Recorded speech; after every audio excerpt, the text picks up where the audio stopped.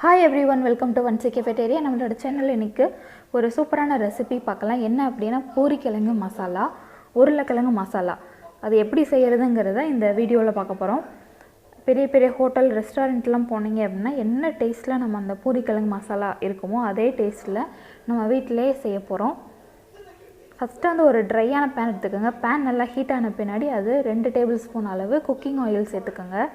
இந்த மசாலா ரெடி பண்றதுக்கு முன்னாடியே நீங்க வந்து உருளைக்கிழங்க வேக வச்சு எடுக்கணும். அது எப்படி பண்றதுன்னு இப்ப நான் சொல்றேன். இப்போ வந்து 1/2 ஸ்பூன் கடுகு மஸ்டர்ட் சீட் சேர்த்திருக்கேன். அடுத்து 1 டேபிள்ஸ்பூன் அளவு chana dal குழம்பு கடலை பருப்பு போட்டுருக்கேன். அது நல்லா பொரிஞ்ச பின்னாடி நம்ம அடுத்து சேர்க்க வேண்டியதெல்லாம் ஒவ்வொண்ணா போடுவோம். இப்போ நல்லா அது ரோஸ்ட் ஆயிடுச்சு. ரொம்ப கருக விட்டுறாதீங்க. அது அந்த மசாலா டேஸ்டவே ஸ்பாயில் பண்ணிரும். கொஞ்சமா கறி லீஃப், ஒரே ஒரு green chilli, அரை இஞ்சியை தோல் சீவி சின்ன சின்னதா கட் பண்ணி போட்டுருக்கேன். ரொம்ப காரமா இருக்க கூடாது. ஹோட்டல்ல சாப்பிறப்ப ரொம்ப ஸ்பைசியா இருக்காது. அதனால ஒரு பச்சை மிளகாய் போதும். ஒரு பெரிய வெங்காயத்தை சின்ன சின்னதா கட் பண்ணி அதுல போட்டுருக்கேன். அந்த ஆனியனோட கலர் வந்து லைட் பிங்க் கலர்ல சேஞ்ச் ஆகுற அளவுக்கு நம்ம வதக்கினா போதும்.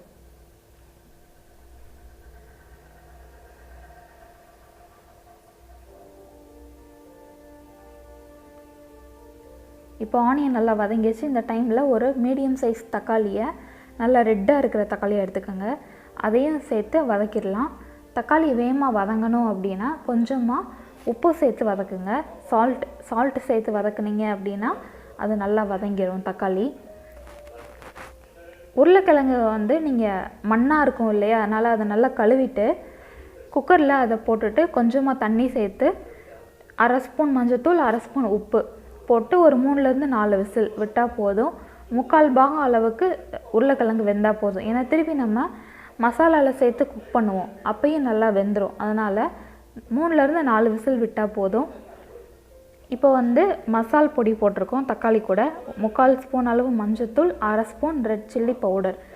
ஏன்னா காரம் கம்மியா தான் இருக்கும்னு சொல்லியிருக்கேன் இல்லையா, அதனால ஏற்கனவே நம்ம ஒரே ஒரு மிளகாய் போட்டோம், பச்சை மிளகாய். இப்போ வந்து 1/2 ஸ்பூன் ரெட் சில்லி பவுடர், அவ்வளவுதான். நம்ம அந்த வேக வச்சு எடுத்த உருளைக்கிழங்கு ஆறுன பின்னாடி தோல் உரிச்சு நல்லா மசிச்சு வச்சுக்கோங்க. 1-2 மசிச்சா போதும். ரொம்ப நைஸா மசிக்கணும்னு இல்லை. அதையும் சேர்த்து நல்லா மசாலா கூட மிக்ஸ் பண்ணி விட்டுருங்க.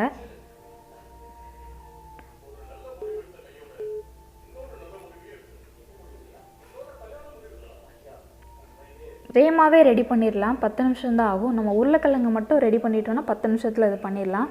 இப்போ கடலை மாவை 1 ஸ்பூன் கடலை மாவை தண்ணியில நல்லா கட்டி இல்லாம கரைச்சு அதில் சேர்த்துக்குங்க.